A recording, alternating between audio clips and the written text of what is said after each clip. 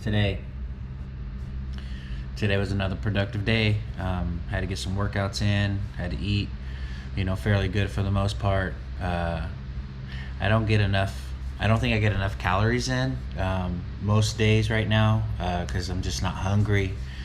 Maybe it's the heat, maybe it's the meat and rice that I eat all day every day. I know, like, when you do carnivore or like keto-y stuff, you tend to be satiated pretty long, and I know, like, after a meal or two, right, like right now I'm kind of averaging like 1,000, maybe 1,500 calories a day. I'm just not hungry, but I know I need to keep eating, so I'm trying to slam some protein shakes and some other stuff in, trying to get more food in my body. I just don't feel like eating, and so I know that it'll work for me, but it also works against me with trying to put on some muscle, but also trying to lose the body fat. So it's kind of a double-edged sword, because I'm not necessarily trying not to eat, which, when I'm fasting, I do a lot of is not eat. And here, like, I'm just trying not to eat because I'm not hungry. But I know I need to. So kind of see what this body fat thing looks like come next Thursday, and go from there and kind of see what's going on. And then just keep working, right? I preach on Sunday in Hanford. Kind of looking forward to that. Also a little nervous, right? Preaching on Deuteronomy 22:13-21. If a woman is found to be a virgin, the husband gets punished, and if she is found to not be a virgin, they stone her on the father's porch, right? It's kind of the thrust of the text. And then everything else that goes after that is kind of how to check, right? And so the biggest issue I was having was connecting Jesus to the text and kind of using Hosea and Gomer, right? Hosea is married to a prostitute, and God uses that analogy because she keeps cheating on him as kind of the thrust of his relationship with Israel, the adulterous wife. And so kind of coming from the perspective of, like, we're all adulterous, right? We all deserve the stones on our father's porch, our father's door.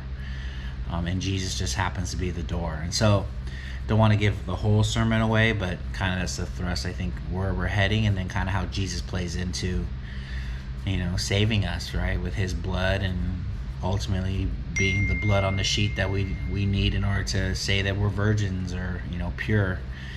So kind of looking forward to it. One more day of kind of thinking through it, putting some more notes down on paper, and then kind of writing out my final thoughts, and then going from there. But what I wanted to talk about today is kind of one of the big things that I've had conversations with a few people about today, and it's accountability. I like to think I have a lot of accountability in my life, with as many mentors as I'm getting in different areas of my life, but kind of feeling like I could always use more, right? And so that's kind of why I do these videos, to have a little more accountability in my life. It's something I have to do consistently. Come on here, be honest, tell you guys what's really going on with me and kind of my thoughts, and then go from there. But I love having people in my life that are watching. That's why I do videos on people are watching. That's why I do videos on people are depending on you, right? Consistency is key. Like, it's funny, I was meeting with a couple tonight, and talking to him about accountability, and talking to him about, like, what does it look like to have people to talk to that can guide you through your life. Early on in my marriage, I used to sit down with my bosses or my pastors at the time. They were like mentors to me, and I would ask questions about how to be a good husband, how to be a father, how to be a man, right? A Christian man, right? One who follows the Lord. And so I was trying to tell him, like, you need to find you somebody that's like that, right? That you can go to and ask questions to. With everything that goes on in your mind and your world, like, you have to have somebody you can process with. And that's why I did the video too on everybody needs somebody that speaks into them. I told you guys the other day I picked up a new like pastor mentor, Mr. Pastor Patrick from Almond Valley, from Emmanuel. I think he's an amazing pastor. I love listening to him preach, and I felt like God was leading me to ask him to speak into my life a little bit. And so we're reading a book, How Jesus Runs the Church, and it's really big on like church order and how church order can play into the Christian life. And I was like, there's no way, like don't even make sense. And so we sat down, dialogued a little bit about it, and how it says church order brings discipleship too. And I was like, oh yeah, okay, we'll see, right? Because I've always felt like church order is more like the rules of the do's and the don'ts, and I think that's how a lot of people see Christianity, as rules and do's and don'ts, and not a lifestyle. And so the hope is I'll find what he's hoping I'll get out of that book, and we'll move forward. You know, I have a recovery mentor, I have a fitness and nutrition mentor, I have a coach in weightlifting, right? Like, so I have a wife and kids and sponsee, right? People that I'm responsible to and for, to do my job and to take care of my business. I have, you know, congregation and stuff like that. So a lot of accountability around. I think accountability helps us stay focused and moving in the direction we need to go. I have you guys, right, as I do these videos, because people aren't afraid to comment on them and say what they're thinking, and I appreciate that, right? Because with more accountability, more eyes are on me, and I need that, right? Because what is it? Idle hands or a devil's workshop. So I don't want to be left too alone, right? I love having people around me, especially people I respect that can speak into what I'm doing. And you know what I mean? And then my cameraman, he helps out with, you know, telling me how my videos are going and kind of things that I could do better or do different. And so I love the idea of having accountability, and I hope you guys do too, right? I know for a long time accountability was hard for me, right? Like I always felt like people were like micromanaging me, I guess is the way to say it, constantly assessing what I'm doing and asking me questions, and I don't really want to answer questions, or you know, sometimes I feel like what I'm doing ain't none of your business, so why are you asking me questions? But as I've become more, I don't want to say mature, but productive in the world or in different spaces, I've learned that it's hard for me to say, but I learned I don't know as much as I think I do. And I think as the game goes on and becomes more vital, right? Like I guess that's the way I want to say it. Like more people start to depend on me for different things. I think the more accountability becomes important, and the more mentorship and sponsorship and direction become important, because if I could just stay in my own little corner, I wouldn't need a whole lot of accountability, because I'm not interacting with a lot of people. There's no real responsibility on my part to have to do things correctly. But as I get more in the spotlight, and the more that I put myself out there, the more accountability becomes necessary, and the more I have to have concrete reasons and thoughts about why I'm doing what I'm doing, because lives are at stake, right?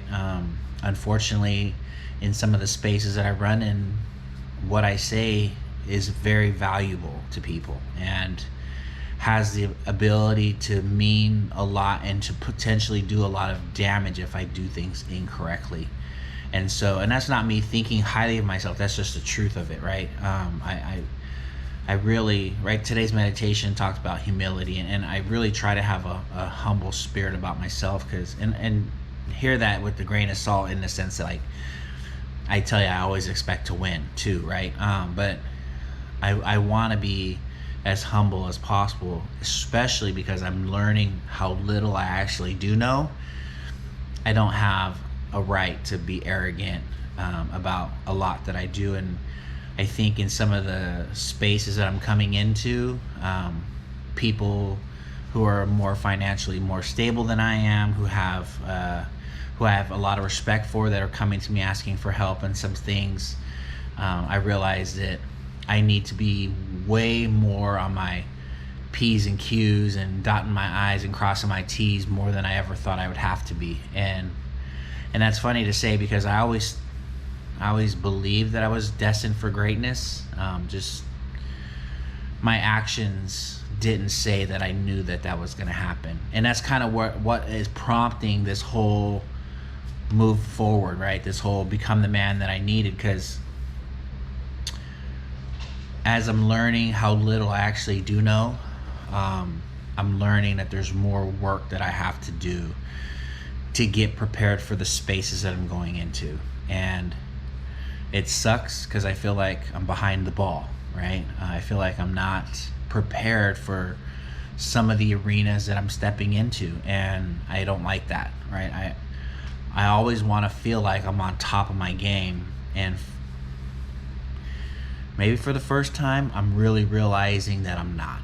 And that's what I talked about, like with the whole call thing, like not feeling like I'm capable of doing my job well, because of there's things that I feel like I don't know. And it used to be funny, right? Like I used to go to classis meetings, and classis is where all the churches in the region get together to have like a business meeting. I used to go to classis meetings, and some of the guys there are very, very intelligent, and they would talk at a very high theological level. And I would be like, I don't know what they're saying. I don't know what those words mean. And I used to have a buddy I would sit next to, and I'd say, hey, tell me what they're actually saying in English, because I don't know those big theological. And he would, oh, they're talking about, the end of the times, or they're talking about the church, right? Because they'd use the words like ecclesiology or eschatology. And he would explain those to me, and I'd be like, oh, okay.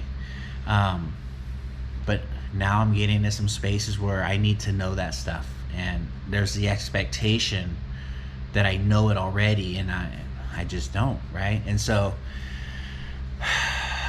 accountability is valuable, and part of accountability is being honest about where I am, where you are.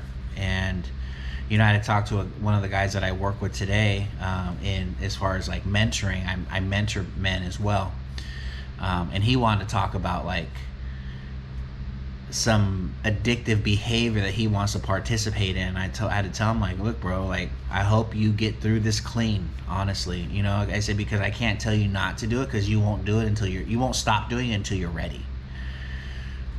So handle it, right? And that's what I have to learn too, or that's what I have to learn right now. Is it was fun and games while I was playing, right? But now it's business, and now I need to be on top of things so that everything goes according to plan, or at least as much as it can. But you know what I mean? I wanted to encourage everybody to seek accountability with people around them, people they trust, people they admire.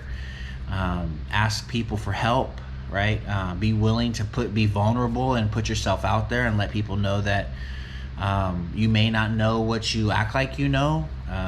Or if you know something, be willing to share it, right? So that iron sharpens iron, right? So that we can walk with each other and correct one another and speak into what each other is saying and thinking and feeling. But we need more accountability in our world. I don't think we have enough. I think that's part of why the world is in the condition that it's in right now. I said some of that yesterday, just because people don't know how to take suggestions, take guidance from people who know more than them. Everyone want to act like they're experts at everything, and most people aren't experts at anything. And so, I still have a lot to learn when it comes to marriage, and I have a lot to learn when it comes to being a father, and being a mentor and a sponsor, and being, just learning myself and my capabilities and my strengths and my weaknesses. And so, be vulnerable, right? Allow people to speak into your life and pour into you and walk with you, right? We don't do this to tear each other down. We do this to build each other up. Because at the end of the day, we're only as weak as our weakest link. And we can't allow the weak man to hold any of us back. We got to keep pushing everybody forward to get to the next level, because we take people with us, right? And I want to take everybody that I can with me that wants to go, right? If you don't want to be where I'm at, you don't have to. It's good. But if you want to come, man, let's go. Let's get on this horse and let's move it, right? Because I want to take people with me. So if there's anything I can share with you guys, man, it's just to let you know that God loves you and so do I. Be vulnerable and be willing to be accountable. You have a great day and God bless you.